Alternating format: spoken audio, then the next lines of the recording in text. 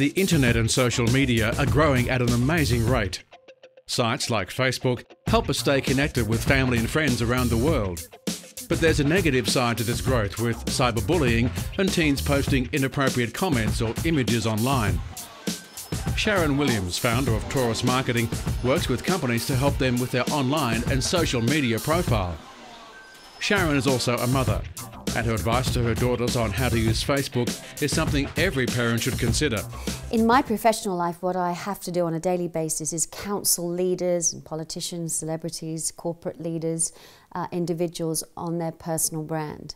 That's a corporate brand and their own personal brand. And of course, with the rise of social media now, it's very pertinent to both you personally and to your corporate world.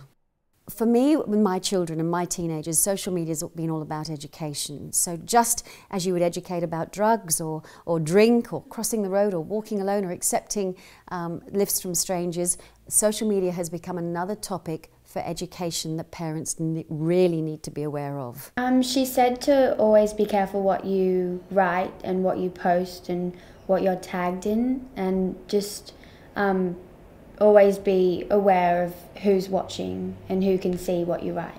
And she also would tell us not get involved in if there was any swearing or bullying on Facebook. You know, don't get involved, that's not what you do. So the sort of things I say to my children about social media are that you are actually behaving online as you would face to face. So make sure when you write something, you don't write anything that you wouldn't say face to face. And of course, once you've written something, it's there for a long time and for far more people to see than if you just whispered it ear to ear or said it in the playground. I now look at my other friends who are swearing and, you know, they have inappropriate photos. I know now that that is wrong, and I know for my own self not to do any of that, and it's been really helpful. Every time I would post a status, I would think about, you know, would my mum and my dad, my principal, you know, a policeman, would they approve of what I'm writing?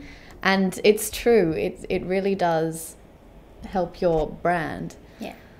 First thing to do is openly communicate and educate. So the first thing to do is sit down and have the conversation. Don't ignore it, don't hide from it, and have it. So have the conversation with your children. Secondly, put the implications of online comment into context for that age group. It'll be very different if you're talking to a 16-year-old, a 10-year-old, or a 25-year-old. So put the implications of what can happen online into context for your child and your family. Thirdly, don't overreact.